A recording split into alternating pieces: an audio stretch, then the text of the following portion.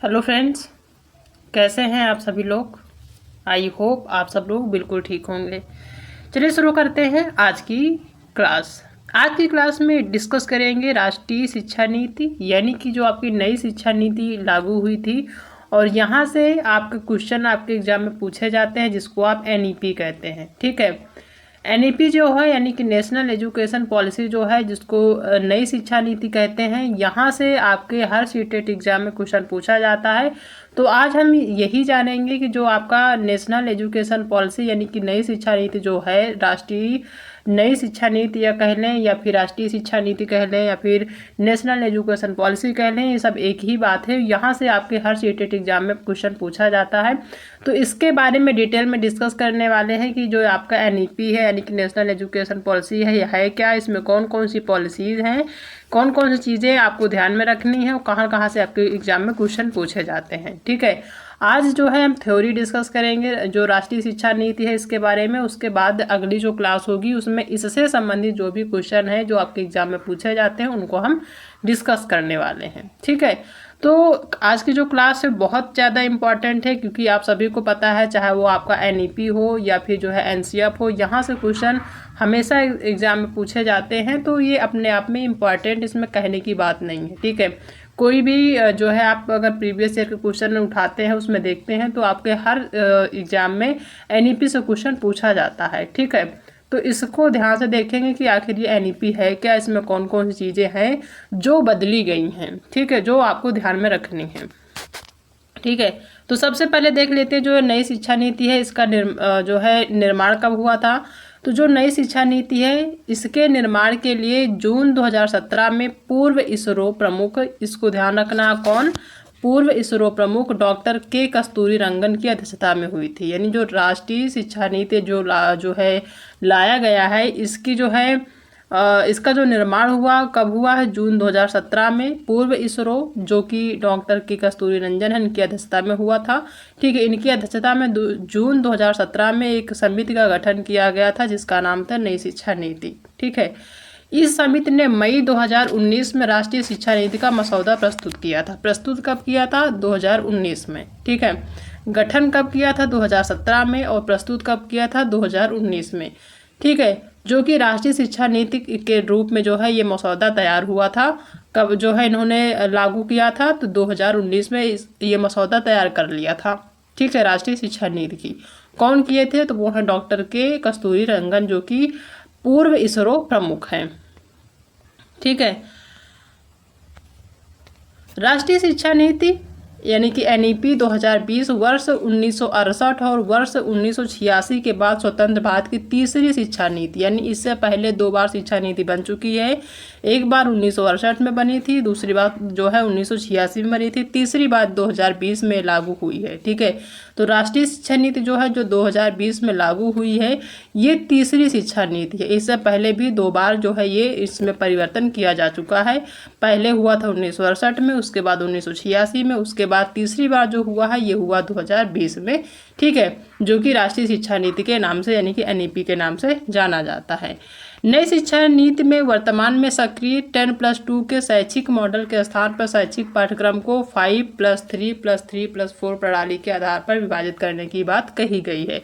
आप सभी को पता है जो पहले जो शैक्षिक नीति थी क्या थी, 10+2 थी, लेकिन अब जो है नई शिक्षा नीति के तहत 2000 जो है आपका नई शिक्षा नीति 2020 है, इसके तहत जो शैक्षिक पाठ्यक्रम हो गया है, जो मॉडल हो गया है शिक्षा का पाठ्यक्रम का, वो क्या हो गया है, 5+3+3+4 हो गया है। ये आपके एग्जाम में पूछा जाता है, इसको ध्यान रखना है कि अब जो शिक्षा का जो मॉडल है वो कैसा रहेगा, तो वो 5+3+3+4 रहेगा। पहले क्या था, 10+2 था। ध्यान रखना है, यहाँ से एग्जाम में क्वेश्चन पूछा जाता है।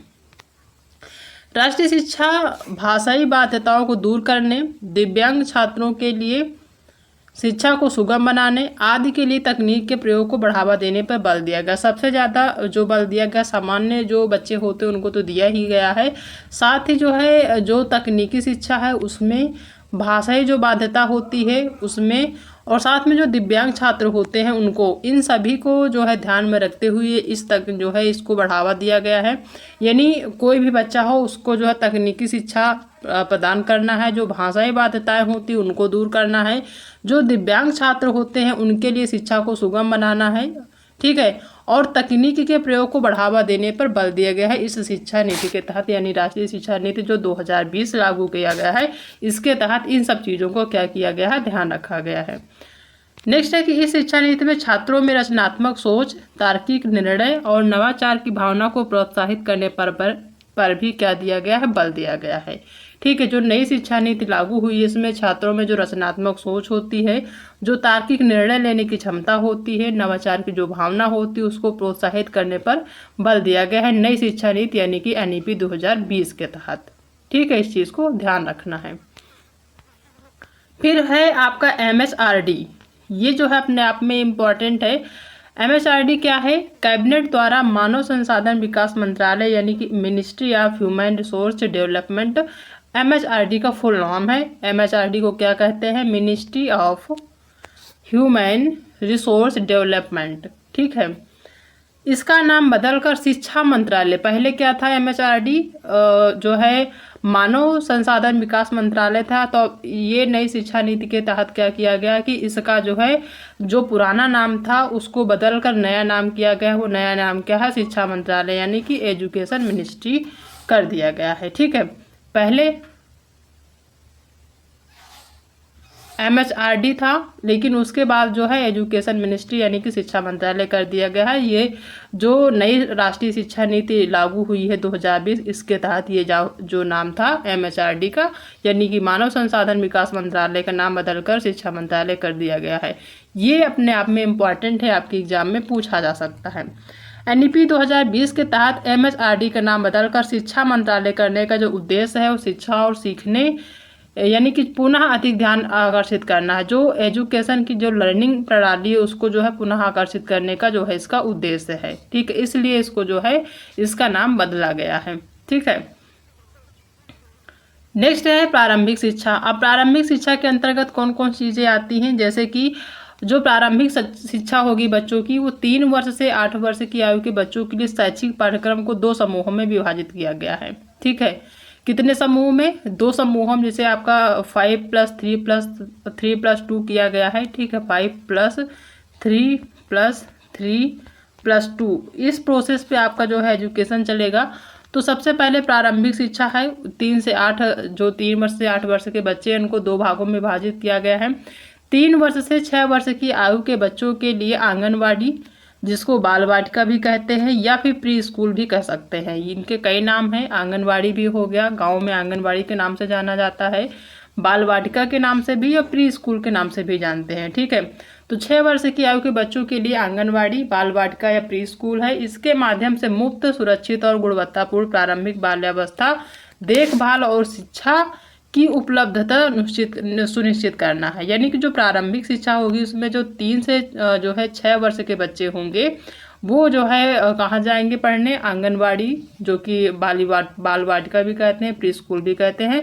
उसमें जो शिक्षा होगी बच्चों की वो मुफ्त होगी और साथ में सुरक्षित होगी, साथ में गुणवत्तापूर्ण भी होगी, ठीक है। और ये जो है अच्छी देखभाल के साथ होगी। ये जो शिक्षा उनको उपलब्ध कराई जाएगी ये अच्छे देखभाल के साथ साथ इनकी जो है ये शिक्षा प्रारंभिक जो है शिक्षा होगी ये इस तरीके से दी जाएगी, ठीक है। फिर है 6 वर्ष से 8 वर्ष तक के बच्चों को प्राथमिक विद्यालयों में कक्षा 1 और 2 में शिक्षा प्रदान की जाएगी। 6 से 8 वर्ष तक के जो बच्चे हैं उनको प्राथमिक विद्यालयों में जो कक्षा 1 और 2 में शिक्षा प्रदान की जाएगी, ठीक है, ध्यान रखना है। नेक्स्ट है कि प्रारंभिक शिक्षा को बहुस्तरीय खेल और गतिविधि आधारित बनाने का प्राथमिकता दी जाएगी। जो प्रारंभिक शिक्षा है उसको जो है बहुस्तरीय खेल यानी खेल के माध्यम से, गतिविधि के माध्यम से जो है शिक्षा देने की कोशिश की जाएगी बच्चों को, एक्टिविटी के माध्यम से, ठीक है। खेल के माध्यम से एक्टिविटी कराई जाएंगी जिससे बच्चे जो है आसानी से सीखें, जो प्रारंभिक शिक्षा होगी बच्चों की, ठीक है।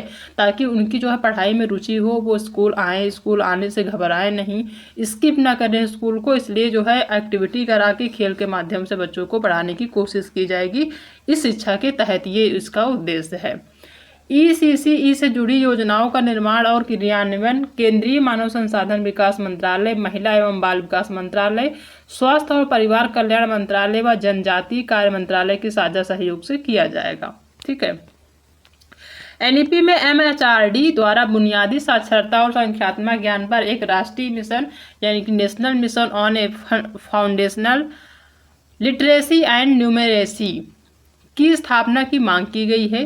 राज्य सरकारों द्वारा 2025 तक प्राथमिक विद्यालयों में कक्षा 3 के सभी बच्चों में बुनियादी साक्षरता और संख्यात्मक ज्ञान प्राप्त करने हेतु इस मिशन के क्रियान्वयन की योजना तैयार की जाएगी। ठीक है। अब दूसरी चीज है भाषाई विविधता को बढ़ावा और संरक्षण। इस शिक्षा के तहत यानी जो NEP 2020 है, इसके तहत जो है जो भाषाई विविधता है उसको जो है बढ़ावा और संरक्षण देने की भी बात करी गई है। NEP 2020 में कक्षा 5 तक की शिक्षा में मातृभाषा, इसको ध्यान रखना, यहाँ से एग्जाम में आपको क्वेश्चन पूछा जाता है। NEP जो 2020 है इसमें कक्षा 5 तक की जो शिक्षा है, 1 से लेकर कक्षा 5 तक की जो शिक्षा है उसमें मातृभाषा, स्थानीय या फिर क्षेत्रीय भाषा को जो है अध्यापन के माध्यम के रूप में अपनाने पर बल दिया गया है। यानी 1 से लेके 5 तक के जो भी बच्चे हैं उनको जो है उनकी जो शिक्षा होगी वो उनके मातृभाषा में, उनकी जो स्थानीय भाषा होगी या फिर उनकी जो क्षेत्रीय भाषा है, इनका सबका सिंपल सा एक ही मतलब है कि जो बच्चे अपने घर में जो भाषा बोलते हैं उस भाषा में जो है उनको शिक्षा देने का जो है प्रावधान है या दे सकते हैं। ठीक है। यानी कि 1 से 5 तक के जो बच्चे होते हैं उनको शिक्षा देने का जो माध्यम होगा वो उनका मातृभाषा होगा। ठीक है। यानी बच्चे जो अपने घर में बोलते हैं भाषा, जो उनकी क्षेत्रीय भाषा, जो उनके आसपास उनके समाज की बोली जाने वाली भाषा है। साथ ही इस नीति में मातृभाषा को कक्षा 8 और आगे की शिक्षा के लिए भी प्राथमिकता देने का सुझाव दिया गया है। यहीं तक नहीं, यानी कक्षा 5 तक ही नहीं, क्लास 8 तक या उससे आगे के लिए भी इसको जो है प्राथमिकता देने का सुझाव दिया गया है इस शिक्षा नीति के तहत। स्कूली और उच्च शिक्षा में छात्रों के लिए संस्कृत और अन्य प्राचीन भारतीय भाषाओं का विकल्प उपलब्ध होगा। ठीक है। यानी अन्य भाषाओं के साथ साथ जो संस्कृत भाषा होती है उसका भी ऑप्शन मिलेगा, परंतु किसी भी छात्र पर भाषा के चुनाव की कोई बाध्यता नहीं होगी। यहाँ पे कोई फोर्स नहीं किया जाएगा कि आप संस्कृत ही लें या फिर आप उर्दू ही लें या फिर आप इंग्लिश ही लें। जो बच्चे की इच्छा होगी उसके अकॉर्डिंग वो अपना भाषा का चुनाव कर सकता है, किसी के लिए कोई बाध्यता नहीं है। ठीक है। बाधिर छात्रों के लिए यानी जो सुन नहीं सकते उन छात्रों के लिए राष्ट्रीय और राज्य स्तर पर पाठ्यक्रम सामग्री विकसित की जाएगी तथा भारतीय संकेत भाषा को पूरे देश में मानकीकृत किया जाएगा। यानी जो बच्चे जो है सुन नहीं सकते हैं उनके लिए उनके अकॉर्डिंग जो शिक्षा देने का जो है तरीका होता है, जो संकेत भाषा होता है उसको क्या किया जाएगा, बढ़ावा दिया जाएगा। ठीक है। NEP 2020 में एक ऐसे पाठ्यक्रम और अध्यापन प्रणाली यानी कि विधि के विकास पर बल दिया गया है जिसके तहत पाठ्यक्रम के बोझ को कम करते हुए छात्रों में 21वीं सदी के कौशल के विकास, अनुभव आधारित शिक्षण और तार्किक चिंतन को प्रोत्साहित करने पर विशेष ध्यान दिया गया है। यानी आप देखते होंगे जो छोटे बच्चे होते हैं वो बहुत सारा वजन बैग लेके जाते हैं, उसमें बहुत सारी कॉपियाँ, बहुत सारी किताबें होती हैं, बच्चा परेशान हो जाता है। तो उस जो है जो एक जो है कह सकते हैं बोझ है बच्चे का पाठ्यक्रम का, उसको कम करना है। बच्चों को कम से कम शिक्षा, कम से कम जो है पाठ्यक्रम में उसको गुणवत्तापूर्ण शिक्षा देने की जो है बात करी गई है इस शिक्षा नीति के तहत। ठीक है। यानी कि जो बच्चे का जो बोझ है पाठ्यक्रम का उसको जो है कम करने की बात करी गई है। ये आपके एग्जाम में पूछा जाता है, इसको ध्यान रखना है। इस नीति में प्रस्तावित सुधारों के अनुसार कला और विज्ञान, व्यावसायिक तथा शैक्षणिक विषयों एवं पाठ्यक्रम व पाठ्येतर गतिविधियों के बीच बहुत अधिक अंतर नहीं होगा। कक्षा 6 से ही शैक्षिक पाठ्यक्रम में व्यावसायिक शिक्षा को शामिल कर दिया जाएगा और इसमें जो है इंटर्नशिप की व्यवस्था भी दी जाएगी। यानी जो व्यावसायिक शिक्षा है जिसमें बच्चा जो है अपना खुद का व्यवसाय कर सकता है उसको जो है कक्षा 6 से ही शामिल कर दिया गया है।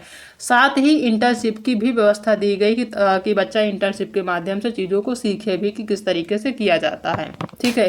तो ये कक्षा 6 से ही देने का जो है प्रावधान किया गया इस शिक्षा नीति यानी कि नेशनल एजुकेशन पॉलिसी 2020 के तहत।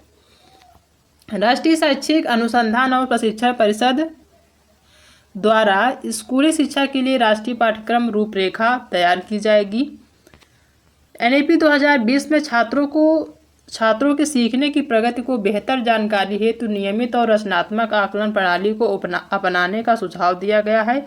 साथ ही इससे विश्लेषण तथा तार्किक क्षमता एवं सैद्धांतिक स्पष्टता के आकलन का प्राथमिकता देने का भी सुझाव दिया गया है। ठीक है, छात्र कक्षा 3, 5 और 8 के स्तर पर स्कूली परिभाषाओं में भाग लेंगे, जिन्हें उपयुक्त प्राधिकरण द्वारा संचालित किया जाएगा।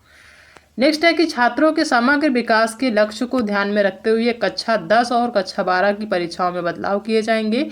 इसमें भविष्य में सेमेस्टर या बहुविकल्पीय प्रश्न आदि जैसे सुधारों को शामिल किया जा सकता है। यानी जो कक्षा 10 और कक्षा 12 की जो परीक्षाएं होती है उसमें थोड़ा सा बदलाव किया जा सकता है। आने वाले टाइम में हो सकता है कि इनको सेमेस्टर वाइज जो है चेंज कर दिया जाए, जैसे कि आपका बीटीसी सेमेस्टर वाइज होता है, नहीं हर 6 मंथ पे एग्जाम होते हैं, वैसे हो सकता है कि 10 और 12 में भी देखने को मिले। या फिर जो लिखित आपका पेपर होता है उसको ना करके आपका जो बहुविकल्पीय प्रश्न होगा, जैसे ग्रेजुएशन में अब एक पेपर होता है आपका ऑब्जेक्टिव, वैसे ही आपका हो सकता है आने वाले टाइम में 10 और 12th में जो है आपको ऑब्जेक्टिव टाइप के क्वेश्चन देखने को मिले एग्जाम में। तो ये जो है देखने को मिल सकता है नई एजुकेशन पॉलिसी के तहत। छात्रों की प्रगति के मूल्यांकन के लिए मानक निर्धारक निकाय के रूप में परख नामक एक नए राष्ट्रीय आकलन केंद्र की स्थापना की गई है। ठीक है, ये एक ऐप के रूप में भी काम करता है, इसको भी ध्यान देना है। नेक्स्ट है कि छात्रों की प्रगति के मूल्यांकन तथा छात्रों को अपने भविष्य से जुड़े निर्णय लेने में सहायता प्रदान करने के लिए कृत्रिम बुद्धिमत्ता आधारित सॉफ्टवेयर का प्रयोग भी इस तहत के जो है इस एजुकेशन पॉलिसी के तहत इसकी भी जो है बात करी गई है। ठीक है, यानी कि जो आर्टिफिशियल इंटेलिजेंट है आपका एआई है, आर्टिफिशियल इंटेलिजेंस, इसकी भी बात करी गई कि बच्चा इस माध्यम से जो है पढ़ाई कर सकता है। वर्ष 2030 तक अध्यापन के लिए न्यूनतम डिग्री योग्यता जो होगी वो 4 वर्षीय एकीकृत बीएड डिग्री का ही होना अनिवार्य किया जाएगा। यानी अब जो है टीचिंग के लिए जो डिग्री होगी वो आपका बीएड होगा, जो कि 4 वर्षीय होगा, जो बच्चे 12th के बाद सीधे कर सकते हैं। ठीक है, यही आपका मान्य होगा। बाकी जो अन्य डिग्रियां होती हैं वो मान्य नहीं होंगी। कब तक? वर्ष 2030 तक। इस चीज़ को ध्यान रखना है। ठीक है,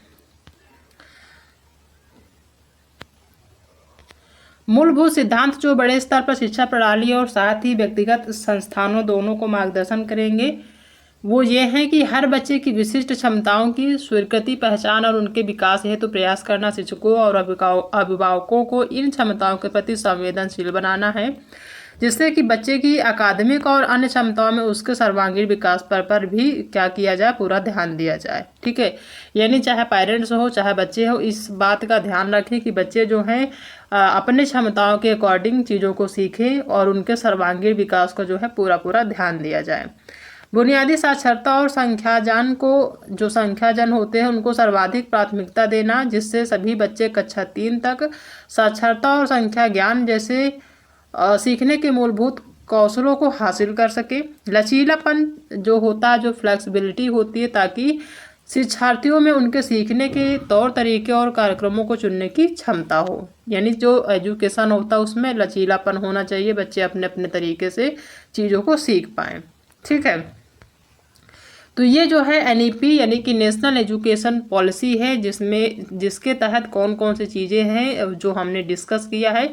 अब हम कल अगर इनसे संबंधित जो क्वेश्चन हैं उनको डिस्कस करते हैं तो आपका जो एनईपी है वो पूरी तरह से आपको समझ में आ जाएगा कि क्या है एनईपी और कहाँ से आपके एग्जाम में क्वेश्चन पूछे जाते हैं और जो पिछले एग्जाम हुए हैं उसमें कौन कौन से क्वेश्चन पूछे गए हैं। वो जब हम यहाँ जो क्वेश्चन होते हैं इनसे रिलेटेड, इस टॉपिक से रिलेटेड वो डिस्कस करेंगे तो आपके यहाँ पे क्लियर हो जाएंगे। ठीक है, आज थ्योरी के रूप में हमने जाना कि जो आपका एनईपी है यानी नेशनल एजुकेशन पॉलिसी 2020 है 2020 है, इसके तहत क्या क्या चीज़, किन किन चीज़ों की जो है प्रावधान किया गया है, कौन कौन चीज़ें हैं जो हमें ध्यान में रखते हुए जो है बच्चों को पढ़ाना है या फिर एग्जाम में जो क्वेश्चन आते हैं उनको हमें ध्यान। ठीक है, तो आई होप कि आप सभी को आज की जो क्लास है वो पसंद आई होगी, चीज़ें समझ में आई होंगी कि जो आपका एनईपी है नेशनल एजुकेशन पॉलिसी यानी राष्ट्रीय शिक्षा नीति जो 2020 है, इसके तहत कौन कौन सी चीज़ें आपको ध्यान में रखनी है और जो चीज़ें आज की क्लास में नहीं समझ में आई हैं नेक्स्ट जो क्लास होगी इनके क्वेश्चन से रिलेटेड उसमें सारी चीज़ें क्लियर हो जाएंगी। ठीक है, तो अगर आप सभी को आज की जो क्लास है पसंद आई है तो वीडियो को लाइक करिएगा, अपने दोस्तों में शेयर करिएगा, और अगर आप चैनल पर पहली बार विजिट कर रहे हैं तो चैनल को सब्सक्राइब कर लीजिएगा, क्योंकि आपकी जो क्लासेस चल रही हैं आपके एग्ज़ाम तक चलने वाली हैं। ठीक है, तो आज के लिए इतना ही, बाकी मिलते हैं नेक्स्ट क्लास में एक नए टॉपिक के साथ। तब तक अपना ध्यान रखिएगा।